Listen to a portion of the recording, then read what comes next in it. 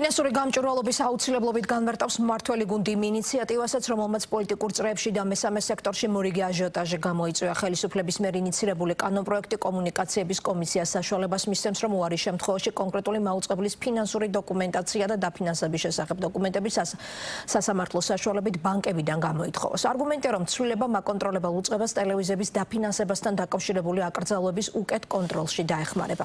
დაანონსებული ცვლილებები მედიის შეზღუდვის კიდევ ერთ მცდელობად ფასდება. პარლამენტი უახლოეს მომავალში კომუნიკაციების კომისიისთვის მანდატის გაფართოებას აპირებს. ქართული ოცნების ავტორობით მომზადებული ახალი საკანონმდებლო ინიციატივით კომუნიკაციების კომისიას შესაძლებლობა ექნება სასამართლოს მიმართოს და კომერციული ბანკებიდან მაუწყებლების შესახებ კონფიდენციალური ინფორმაცია იმ შემთხვევაში გამოითხოვოს, თუ კონკრეტული მედია საშუალება შესაბამის ფინანსურ დოკუმენტაციას თავად არ მიაწვდის. საკანონმდებლო პაკეტის ინიციატორები განმარტებით დაგეგმილი ცვლილებები კომუნიკაციების კომისიას, რომელიც მაუწყებლობის შესახებ კანონის აღსრულებაზეა პასუხისმგებელი, რეგულაციების ეფექტურად აღსრულების ბერკეტებს მისცემს. საუბარია იმ რეგულაციაზე, რომელიც მაუწყებლობის შესახებ კანონში ტელევიზიების დაფინანსებასთან დაკავშირებულ აკრძალვებს ეხება. მოქმედი კანონმდებლობით უცხო ძალას, პოლიტიკურ პარტიას, თანამდებობის პირს, საჯარო მოხელეს და ადმინისტრაციულ ორგანოს მაუწყებლების დაფინანსება ეკრძალებათ, რომლის კონტროლს მათი თქმით კომუნიკაციების კომისია დაგეგმილი ცვლილებების და აღსრულების კონკრეტული მექანიზმების გარეშე სათანადოდ ვერ ახერხებს.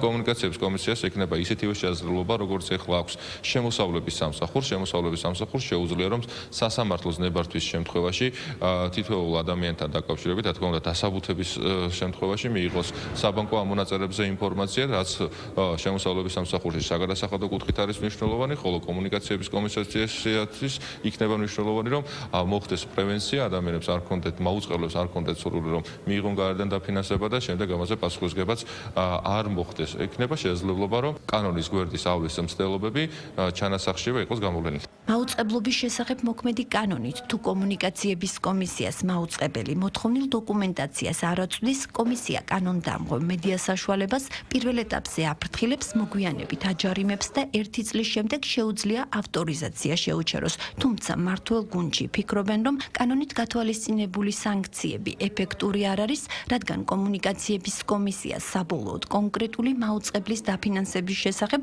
რეალურ ინფორმაციას ვერ იღებს. დაგეგმილ ცვლილებებს მწვავე დაკრიტიკებს ოპოზიცია და მესამე სექტორი. მმართველი გუნდის ოპონენტების შეფასებით კომუნიკაციების კომისიისთვის კომერციული ბანკებიდან მაუწყებლების შესახებ კონფიდენციალური ინფორმაციის მოთხოვნის უფლების მინიჭებით ქართული ოცნება თავისუფალი მედიის მიმართ რეპრესიების ახალ ტალღას იწყებს. ეს რეგულაციაც მიმართული იმისკენ, რომ ახალი რეპრესიული ტალღა განახორციელონ თავისუფალი მედიის მიმართ.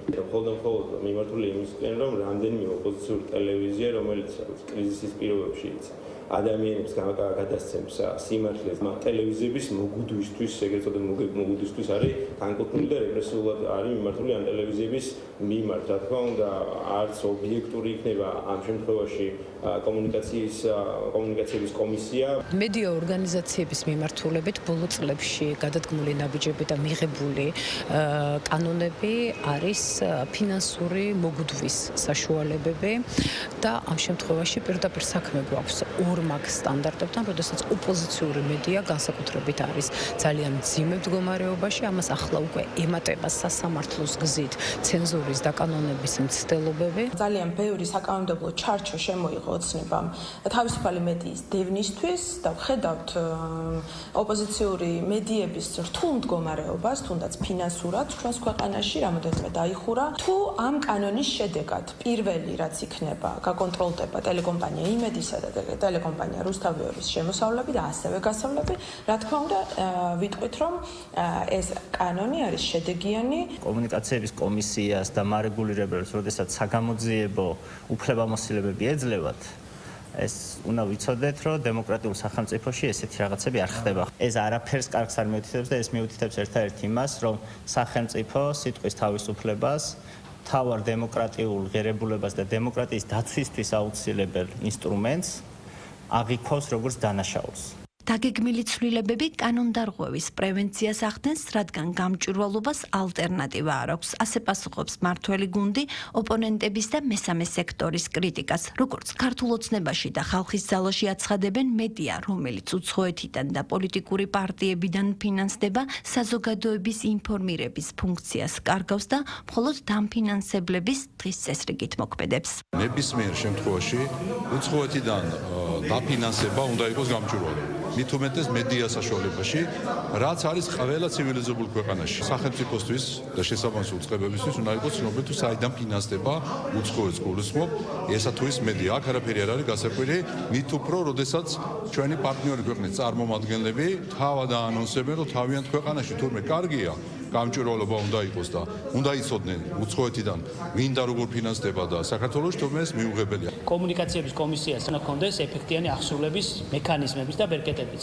ამიტომ მას ეძლევა შესაძლებლობა, რომ გარკვეული ინფორმაცია, რომელიც შეიძლება საჯაროდ არ იყოს ხელმისაწვდომი, ამ კონკრეტულ შემთხვევაში სასამართლოს ძალით, ასე ვთქვათ, მოხდეს ამ ინფორმაციის გამოთხოვნა და გამოყენება ამ ინფორმაციის, რათა არ მოხდეს ისე, რომ შეიძლება რომელიმე მაუწყებელმა შეგნებულად თუ შეუგნებლად დაფაროს ეს ინფორმაცია. არსად არც ერთ ნორმალურ ქვეყანაში საზოგადოებრივი მაუწყებლები და ზოგადად მედიები არ უნდა ფინანსდებოდნენ უცხო ქვეყნიდან, იმიტომ რომ ამ შემთხვევაში დღის წესრიგი იქნება სხვა რამეზე აგებული. პარლამენტი ახალ საკანონმდებლო ინიციატივას დაჩქარებული წესით განიხილავს და საკანონმდებლო პაკეტის სამივე მოსმენით დამტკიცებას საგაზაფხულო სესიის ფარგლებში აპირებს.